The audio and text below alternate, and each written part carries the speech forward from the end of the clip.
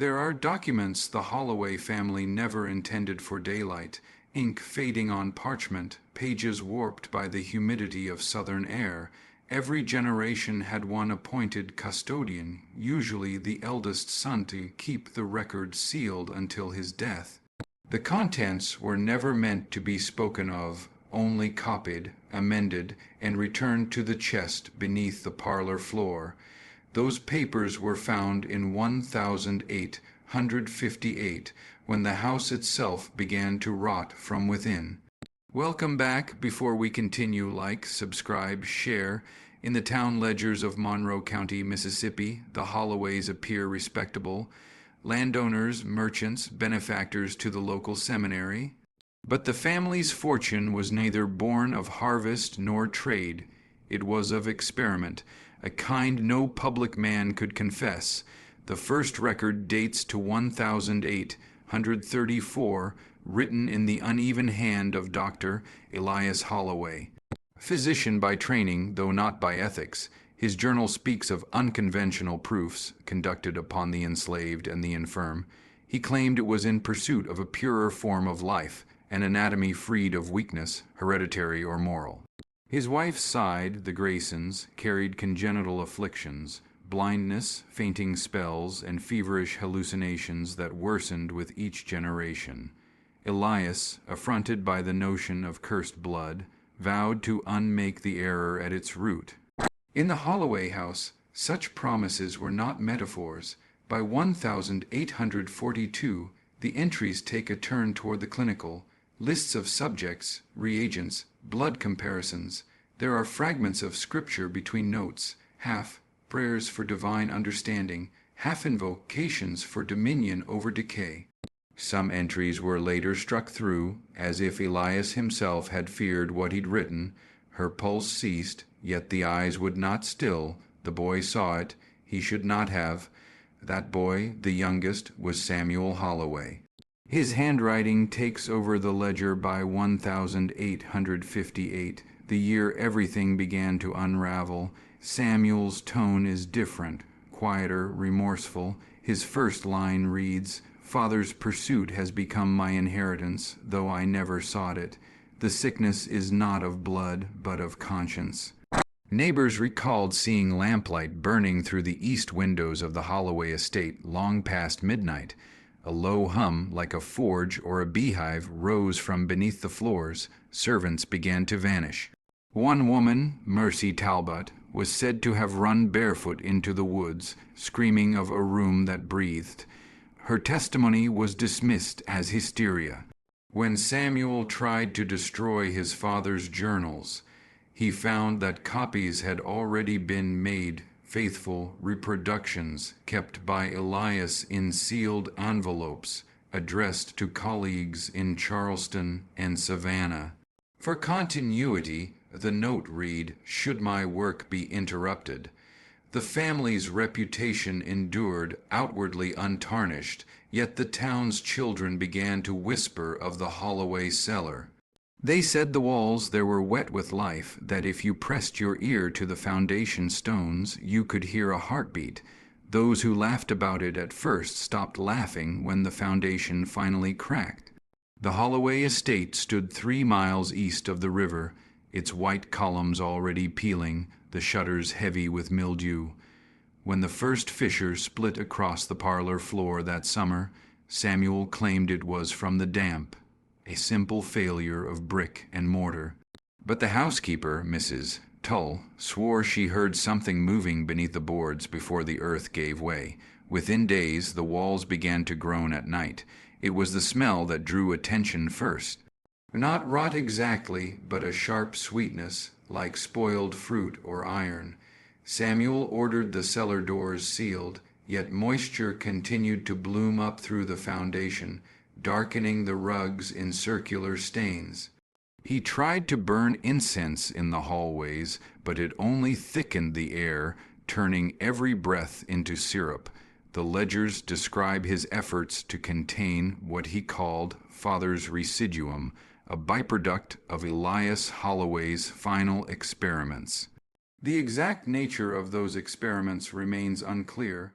The entries mention preservation trials, serum reversions, and recombinants, as if Elias had been attempting to rewrite flesh itself. One note reads, "The tissue adapts beyond intention. It knows its shape." When the foundation cracked, Samuel claimed it was because of pressure, something swelling beneath the house. The servants began to complain of headaches, of a faint drumming in their skulls whenever they stepped near the east wall. In August, Samuel dismissed them all. By September, the estate was silent. That same month, he wrote a confession. The paper was folded into the Holloway ledger, stained by water or sweat. "I cannot abandon what Father began, nor can I continue it without guilt. The floor moves when I sleep. I hear him in the pipes. Local accounts confirm that Samuel was last seen purchasing lime and salt in bulk quantities." He told the storekeeper he was correcting a matter of inheritance. The next day, smoke rose from the Holloway chimney for 12 consecutive hours, the color of it turning from gray to green to black. By the time neighbors came to investigate, they found the house sealed and the doors bolted from within. Through the windows, a faint blue light shimmered, as if something metallic were being forged. No sound came from inside except an occasional wet clicking, rhythmic and deliberate. The sheriff's report, dated October 3, 1858, states that the front door was eventually broken down. Inside, the air was heavy with vapor, sweet and chemical. They found no sign of Samuel Holloway, only his boots beside the cellar hatch and a rope frayed to strands. The hatch itself was open. A single lantern lay at the edge, its flame still flickering weakly.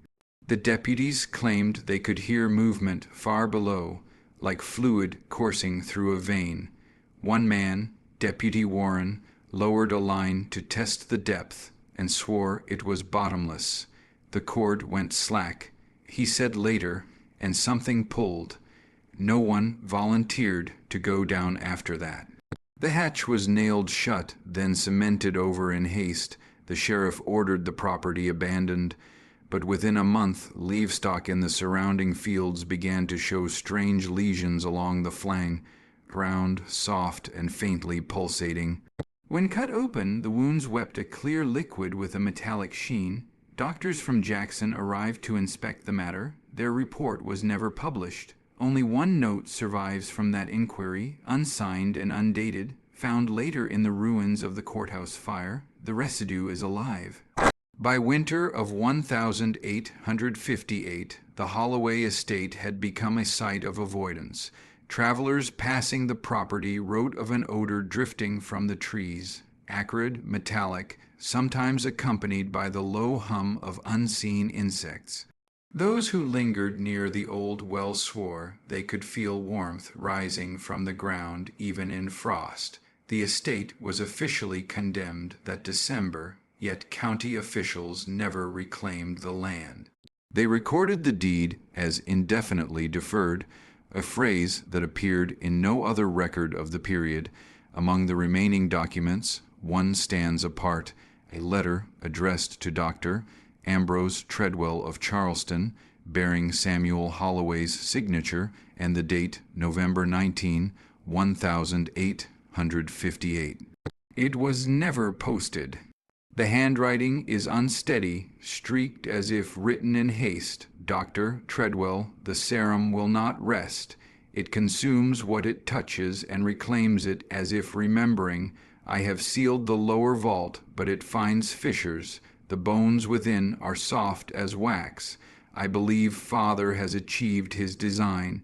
Though I doubt he would recognize himself in the result, scholars now refer to this as the Treadwell letter, a final confession of guilt that borders on delirium. Yet the samples enclosed with the letter, scraps of thin, translucent material wrapped in muslin, were authenticated by later examination. The fragments were neither skin nor fabric. Under magnification, they displayed vascular structures, faintly pulsing for several hours before hardening to ash. No explanation followed. By 1860, The Holloway property had collapsed in on itself. The chimney stood alone among the ruins, exhaling a faint mist that smelled of iron and salt. Locals claimed the earth still moved beneath the foundations, rising and settling with the seasons, as if the ground itself were breathing. One journal from the Monroe Parish Medical Society records an anonymous note from that same year: "The contagion is not of air nor blood, but of recollection. Those who study it become its archivists." That entry was dismissed as hysteria, though several members later resigned without explanation. When restoration efforts began in 1871, workers discovered remnants of glass jars beneath the cellar foundation. Some contained what looked like distilled water, others small bones suspended in amber fluid. Most disturbing were the jars without lids, emptied long before, and the faint tracks leading away from them, thin as veins pressed into the dust. The foreman, a man named Callow, ordered the site abandoned after 3 of his men fell ill within a week. Their skin developed a peculiar sheen, as though perspiration refused to dry. Callow later described the sensation of being watched from below, as if something studied us from the stone. He burned his work clothes that night and refused payment for the contract. His statement to the county board concluded with a single line that still appears in official transcripts: "There's something alive under Holloway ground, and it remembers every hand that touched it." By the early 20th century, the land had been overgrown entirely, the estate reduced to rumor. Children were told to avoid the hollow by the river, where the soil shone faintly under moonlight.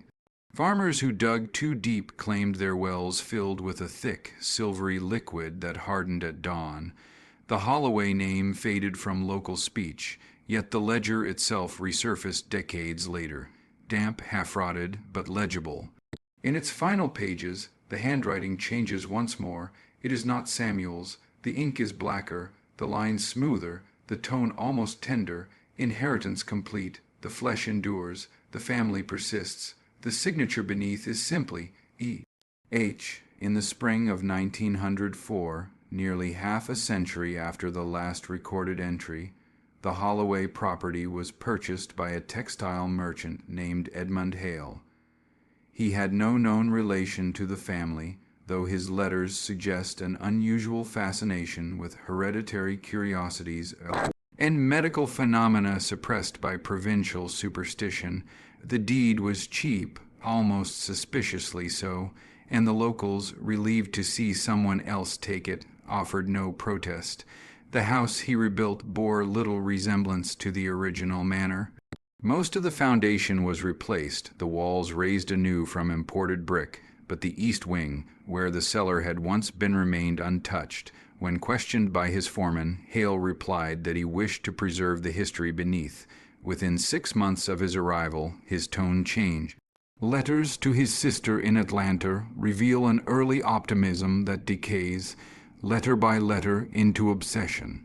In one, dated May 3, 1904, he wrote, "There are passages beneath the old flooring, arterial, sinuous. The masons found them when digging out the foundation. They said they were roots, but roots do not beat with heat. I can hear them at night when the wind is still." Another, from June 10th, carries darker implications. "I've uncovered Father's chamber. The air there is alive, as if it breathes through the walls. I cannot tell what moves inside the stone, only that it knows me. The handwriting becomes unsteady, looping, and jagged." He signs with initials E.H. It was this discovery that led later archivists to suspect Edmund Hale had been searching for the Holloway bloodline itself. The similarity of initials, the same peculiar phrasing found in Elias Holloway's journal, and the identical obsession with correction through flesh, all suggest a deeper inheritance, whether of family or affliction. By late July, neighbors reported strange noises from the property, rhythmic hammering at all hours, the odor of burning hair, and the faint, resonant hum that seemed to seep into the soil. On August 14th, Hale's foreman, Joseph Wren, filed a statement to the parish office describing an accident on site. One of the workers, a young man named Taylor, had fallen through a section of floor into the lower vault. When pulled up, he was incoherent, his skin glistening with an oily sheen. His eyes had filmed over, pale as candle wax. Before he died, he whispered something repeatedly to Wren's wife, "It's awake again." Hale denied the account publicly, claiming Taylor succumbed to heat exhaustion. Yet that same week he ceased attending the local church, drew heavy curtains over every window, and dismissed all remaining staff. The house grew quiet once more. Then, in September, a final letter arrived at the office of Dr. Treadwell's successor in Charleston, unmarked, unsigned, but in handwriting unmistakably Hale's. It read only, "I found him. He never stopped breathing." The envelope contained a single item, a scrap of vellum faintly translucent, folded into 4 parts. Embedded in its surface were thin black lines resembling veins. The material pulsed faintly when handled, then hardened into brittle dust within hours. No one saw Edmund Hale again. By October 1904, the property was empty. The vines returned, swallowing the windows and eaves, as if the earth itself were reclaiming what had been disturbed. Travelers began to say the land looked different each time they passed, that the soil shifted in texture and color, and that, at night, faint shapes could be seen moving behind the shutters. The town clerk who processed the abandonment notice described it best in his own ledger. The Holloway arrangement is self-perpetuating. No man buys it twice. In 1921, nearly 2 decades after Edmund Hale's disappearance, the Holloway estate burned. No one lived there, no storm struck, no lightning fell. The fire began, witnesses said, from beneath the soil, as if the earth itself had exhaled flame.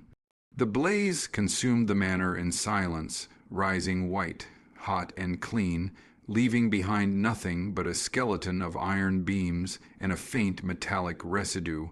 Among the ashes, a single object survived. It was discovered by a local schoolteacher, Marjorie Penn, who'd come searching for the rumored journals of the Holloways.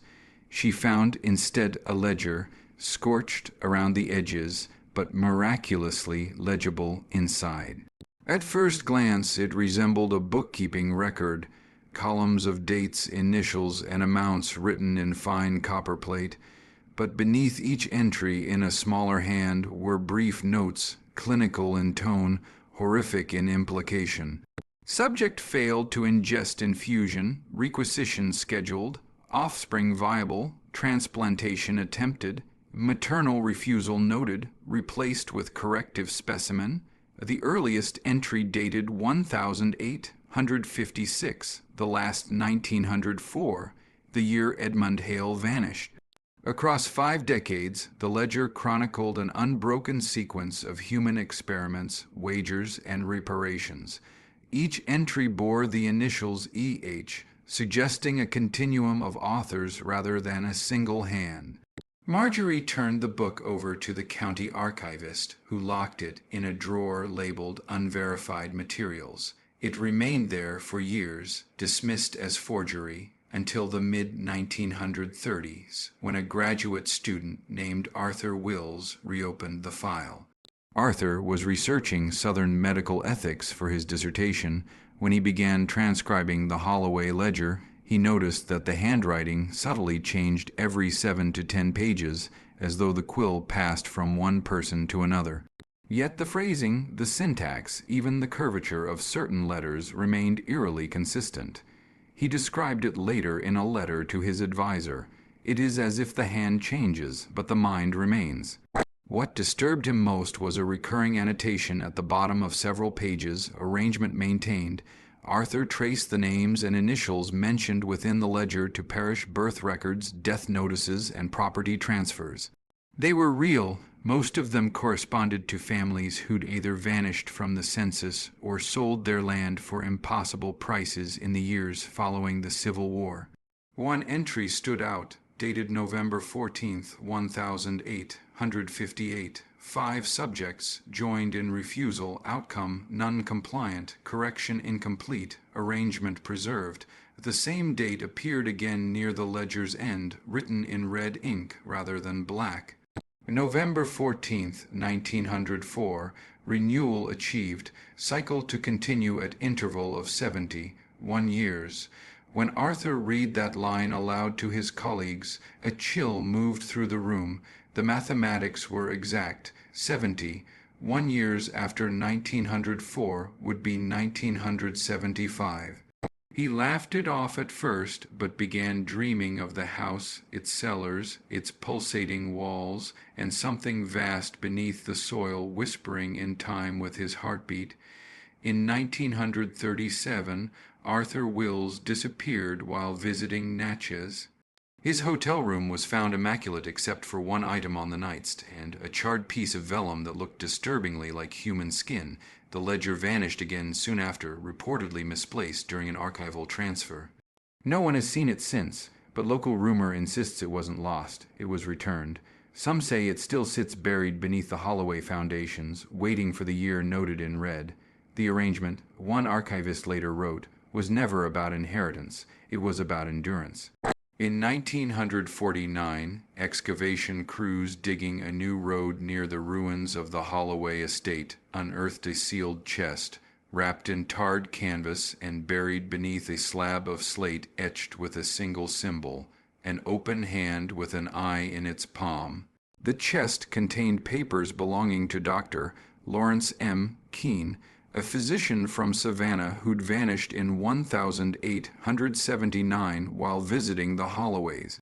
The papers, later known as the Anatomist's Record, filled 300 pages, medical notations, sketches of the human nervous system, and a sequence of diagrams labeled Transfer Protocol, Version VI. Keene's tone throughout was precise, nearly sterile, but the content betrayed a growing unease. He wrote of the Holloway family's fascination with what they called heritable temperament, a belief that fear, obedience, and resilience could be bred like traits in livestock. The early pages described a series of observational studies conducted on enslaved laborers before the war. The language was clinical, euphemistic specimens, subjects, emotive yield, yet the underlying brutality was unmistakable. As the war ended and slavery collapsed, Keene noted, the Holloways shifted focus. Their new obsession was transference, the possibility that identity itself might pass between generations through something more direct than blood, an arrangement of memory, of will. He mentioned Edmund Hale by name. Hale, it seemed, had corresponded with Keene for years, supplying him with experimental matter and detailed notes on the mental patterns of his subjects.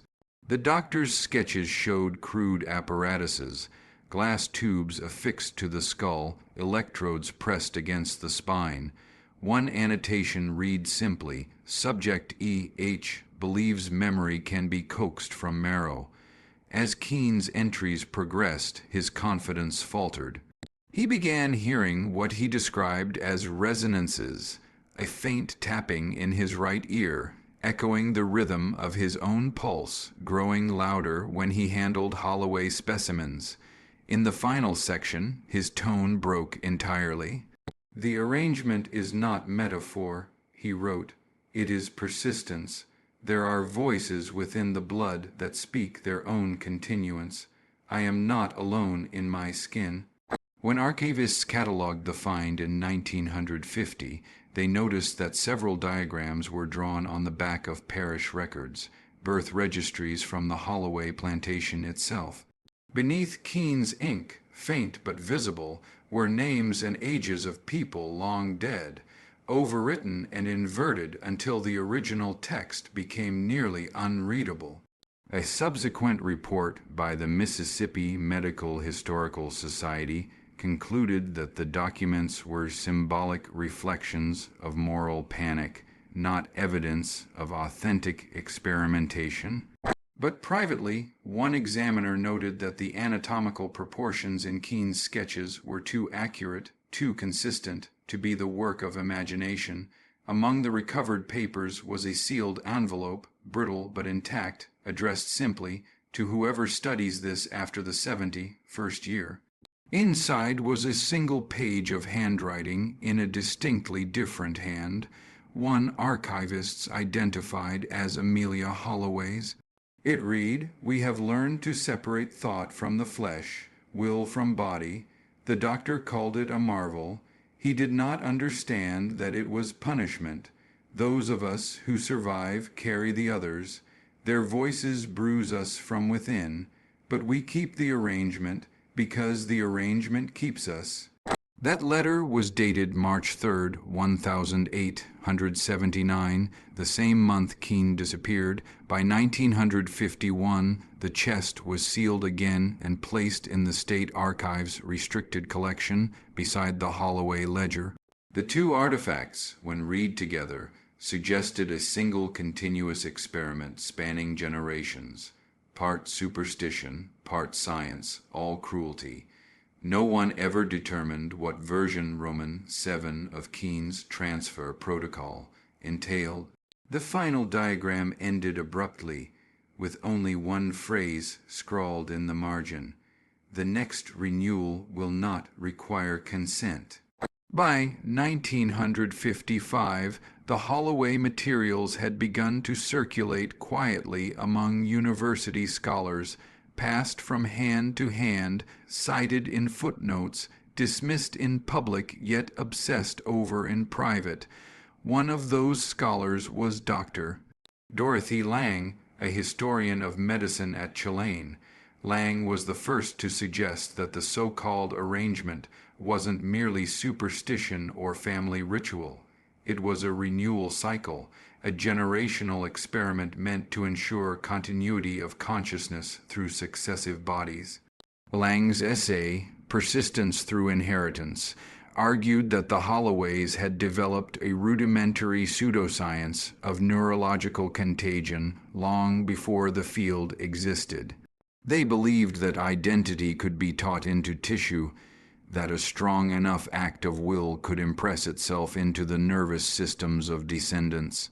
The family's secrecy, Lang proposed, wasn't to conceal crimes of wealth or land, but to protect a method of perpetuating themselves beyond natural death. Her findings were met with ridicule until she presented one exhibit, a photograph of a child taken in 1905, the year after the last Holloway entry. The child's eyes were white, his pupils faintly ringed with silver. On the back of the photograph, in faded ink, was a single word, renewed. Lang's colleagues dismissed it as an optical defect, but her obsession deepened. She began writing to descendants of the families connected to the Holloway estate, particularly those whose ancestors were named in the ledger's later entries. Several of them reported similar birth anomalies: webbed fingers, mismatched irises, premature teeth, and in 2 cases, a rare condition involving synchronized heartbeats among siblings. Lang collected these accounts, aligning them with the ledger's calendar. The pattern was unmistakable. Every 71 years, something reemerged. Not bloodline alone, but presence. Her assistant, Martin Coyle, later recounted that in the months before her disappearance, Lang began hearing tapping sounds in her study, the same rhythmic pattern described by Dr. Keene. 70 years earlier, she kept journals, each entry growing shorter, her handwriting slanting upward as though pressed by an invisible hand. The last entry, dated April 11th, 1956, read only, "The arrangement remembers. I think it's choosing again." 3 days later, Lang vanished.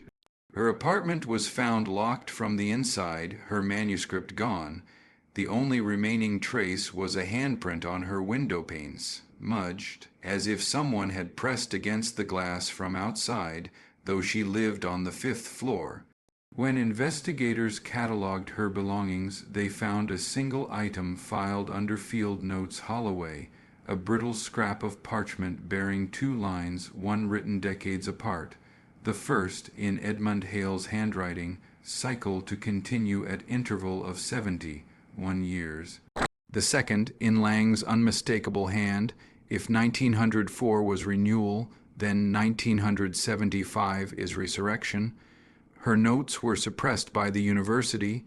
Officially, she'd taken leave for mental exhaustion. Unofficially, she became another missing link in the Holloway chain, a scholar consumed by the same rhythm that had haunted the family for generations. In the years that followed, archivists quietly reported small disturbances in the sealed storage rooms, drawers found unlocked, index cards rearranged, faint tapping that seemed to echo from within the file cabinets themselves. The archivists joked about the arrangement knocking, but one night guard resigned abruptly, leaving behind a note that read, "It isn't knocking to come in, it's knocking to come out." By 1960, the Holloway case had fallen into near obscurity again, until a new discovery reignited everything. A second ledger, found hundreds of miles away, in the ruins of a courthouse basement in Alabama. The cover bore no name, only the familiar sigil of the open hand with an eye. Inside the first page, written in faint red ink, was a single, unambiguous sentence: "Renewal confirmed, Mississippi site prepared, November 14th, 1975. The Alabama Ledger's final entry, dated November 14th, 1975, was more than a coincidence. It was a fulfillment. That autumn, the small town of Bellaverne, near the old Holloway boundary line, experienced a sequence of incidents that were later dismissed as hysteria. But the local archives, kept by an amateur historian named Richard Morrow, tell a different story. Morrow's journals, rescued decades later from a flooded basement, describe a night of electrical storms and strange vibrations beneath the soil.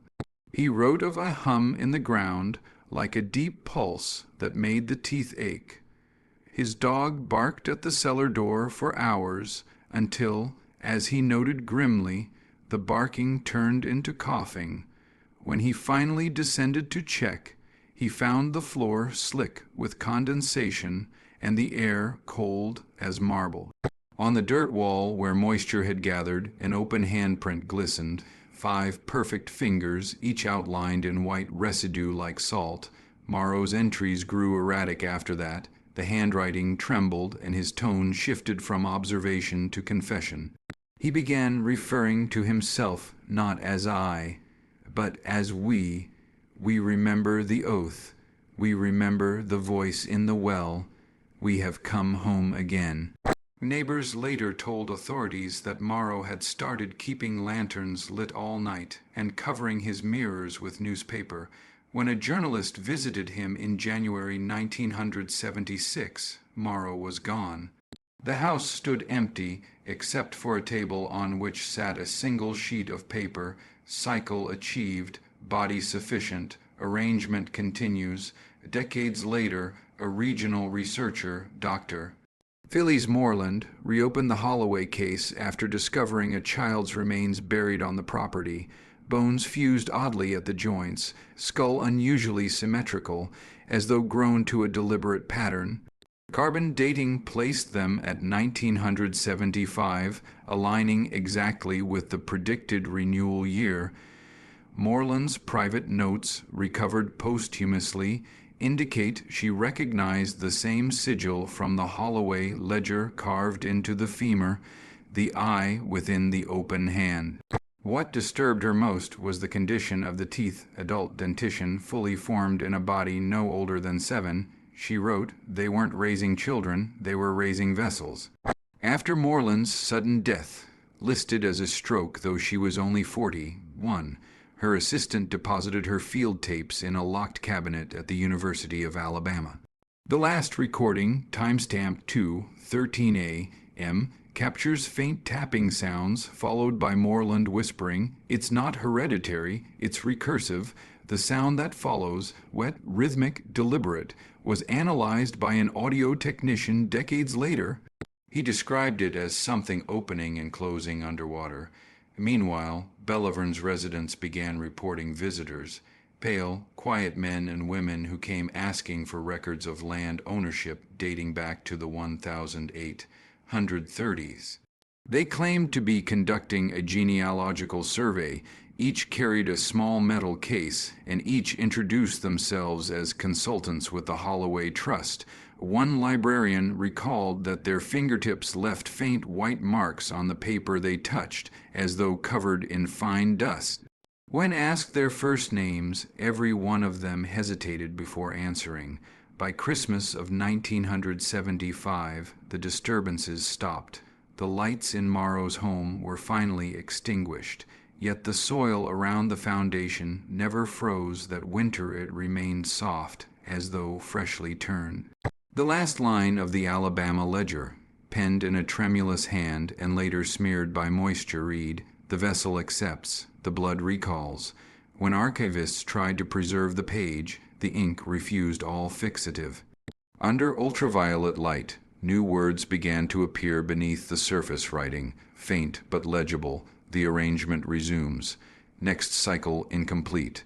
By the early 1980s, Bellavern had forgotten, or pretended to forget, the events of 1975. The house once owned by Richard Morrow was sold, condemned, and finally absorbed by creeping kudzu. But within certain academic circles, the phrase incomplete cycle had become a quiet obsession. Copies of Dr. Lang's suppressed notes and fragments of the Holloway ledger were being passed around among graduate researchers in anthropology, neurology, and folklore. One such researcher, Dr. Edwin Paris, attempted to quantify what he called residual cognitive persistence.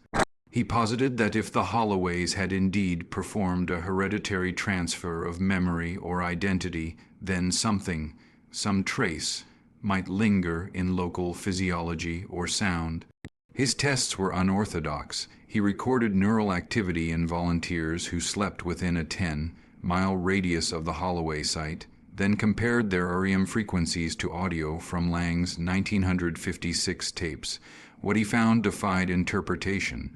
The delta waves matched precisely, identical peaks and troughs, as if the subjects were dreaming in sync with voices long dead.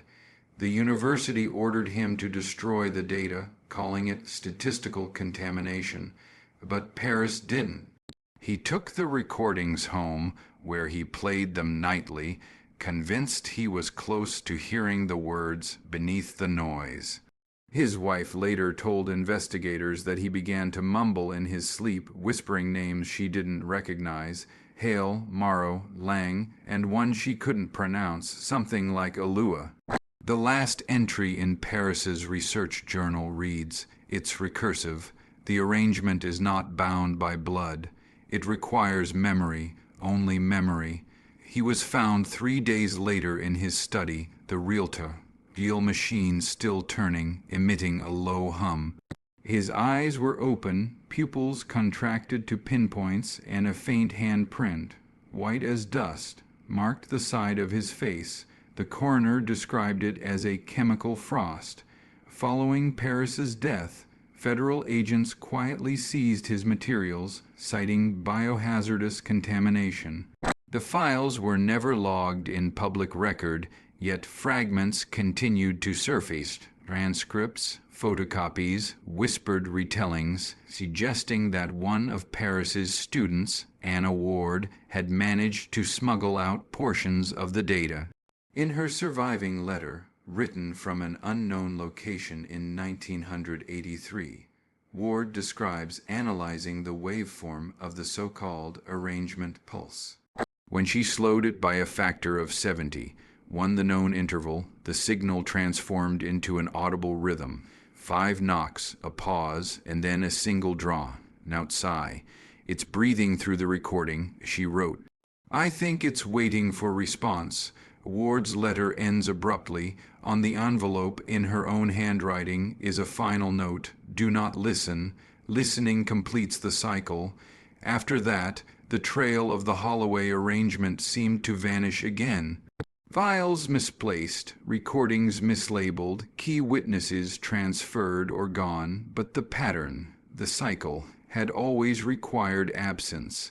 Silence was part of its rhythm, yet something subtle began happening in Bellavern once more. Residents complained of faint static leaking from their televisions during storms.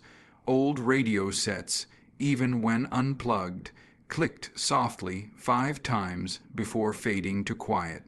And deep beneath the abandoned Morrow property, groundwater samples revealed unusual mineral deposits, fine, pale dust, chemically similar to human calcium phosphate, yet crystallized in geometric lattices.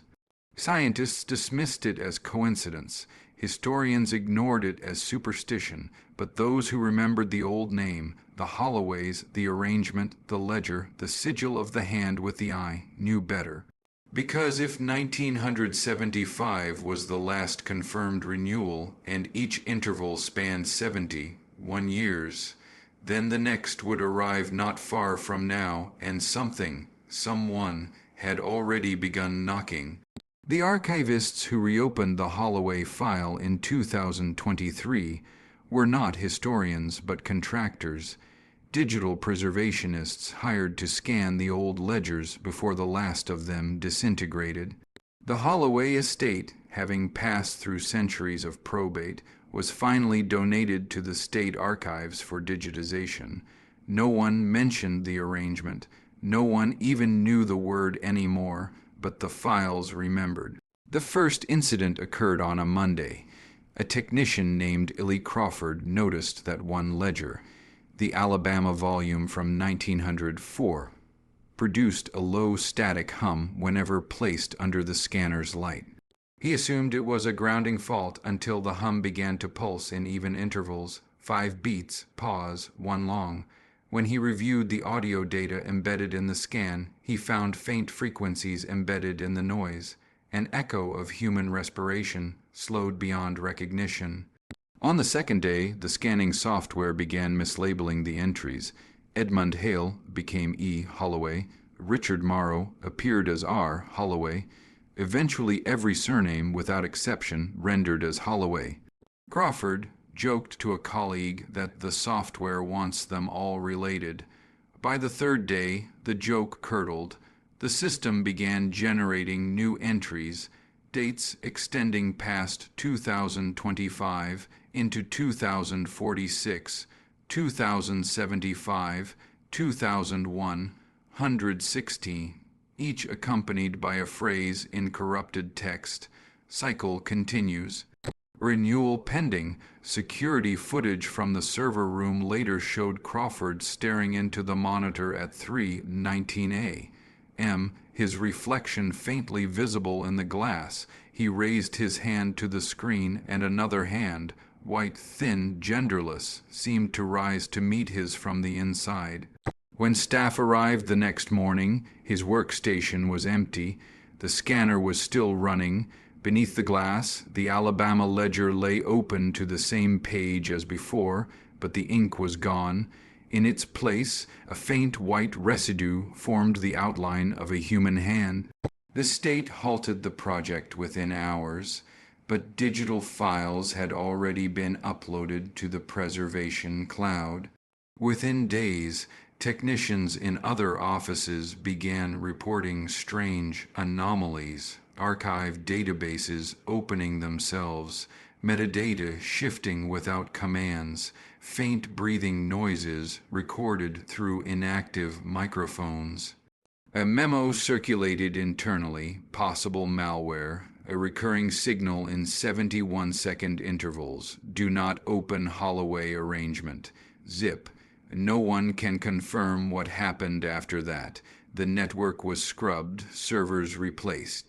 But employees continued to whisper that sometimes, late at night, a pop-up appears on their screens. An old parchment interface, its header reading the arrangement ledger. Beneath it, a single line waits to be filled, name of vessel. Some who have seen it say they typed their name as a joke. The next morning, their user profile vanished from the system, logins deleted, IDs expired, no record of employment. One technician swore he saw his own face faintly superimposed over the scan of an 1008, 134 portrait before the screen went dark. And now, nearly 70, 1 years after 1956, the cycle stands ready again. Every clock is winding toward its rhythm.